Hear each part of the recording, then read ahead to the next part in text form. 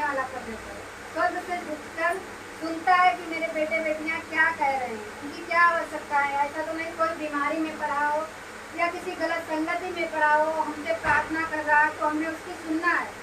ऐसे ही परमेश्वर भी हमारी झुक कर परमेश्वर हमारी झुक कर प्रार्थनाओं को सुनने वाला परमेश्वर है। और लिखा है कि यहोवा जब हम प्रार्थना करते हैं तो हम उससे कहें कि परमेश्वर हम तुम्हारा अनुग्रह हमारे लिए काफ़ी है।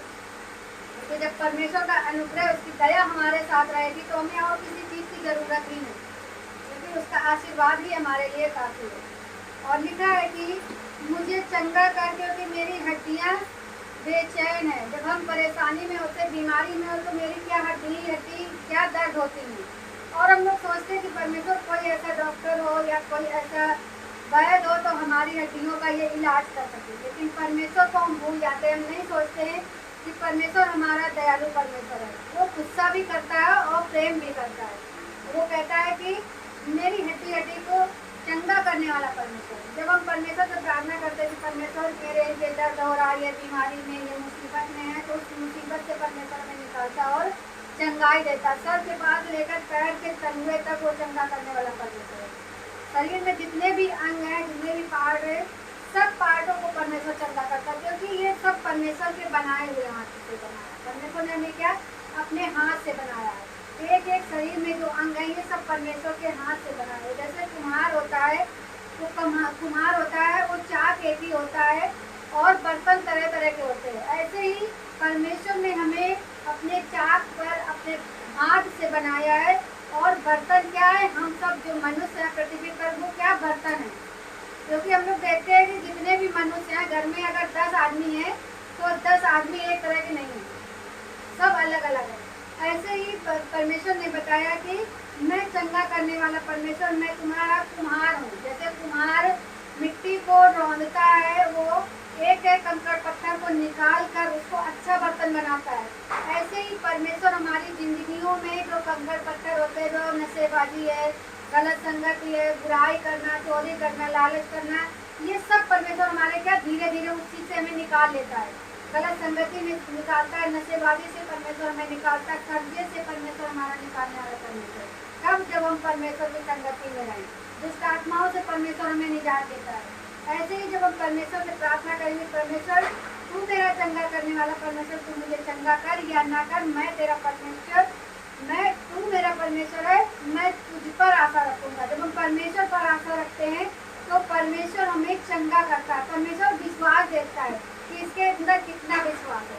विश्वास के अनुसार हमें चंगाई देता है। अगर सोचते कि अरे चलो हमें नहीं वहाँ जाके फ़ायदा मिल रहा, थोड़ा फ़ायदा मिल रहा है, चलो हम डॉक्टर के पास चलते हैं, वहाँ फ़ायदा मिल जाएगा, लेकिन वो डॉक्टर थोड़ी देर के लिए चंगाई देगा। जब तक टेबलेट का असर रहेगा तब तक हम चंगे रहेंगे। लेकिन परमेश्वर हमारा हमेशा का चंगे करने वाला परमेश्वर, वो हमेशा की चंगाई देने वाला परमेश्वर है। और लिखा है कि इसी आयत में, मेरा प्राण भी बहुत खेदित है, पर तू हे यहोवा कब तक लौट आ। हे यहोवा मेरे प्राण बचा और अपनी करुणा के निमित्त मेरा उद्धार कर। हम लोग कभी कभी क्या है, अपनी गलतियों से हम पाप में गिर जाते हैं और हम परमेश्वर को कहते हैं कि परमेश्वर आप कहाँ चले गए, मेरी सुधि नहीं ले रहे हैं, बीमारी के बिस्तर में है, परमेश्वर मुझसे क्या अपना मुंह मोड़ लिया। लेकिन हम क्या करते हैं, अपनी ही गलतियों के कारण उस बीमारी में चले जाते हैं, उस संकट में चले जाते हैं। लेकिन परमेश्वर से जब कहते हैं कि परमेश्वर लौट आ और मेरे प्राण को बचा और अपनी करुणा मेरे नियमित कर, जब हम परमेश्वर से ऐसे करके प्रार्थना करते हैं तो परमेश्वर हमें अपना मुंह नहीं मोड़ता है। हम लोग सोचते मोड़ लिया, लेकिन परमेश्वर हमारा कभी मुंह नहीं मोड़ता। जैसे हम लोग आत्मिक पिता और संसारिक पिता है, बच्चे चाहे जितनी भी गलती करें, थोड़ी देर के लिए हम लोग नाराज होते हैं और फिर दुगना प्रेम करते हैं।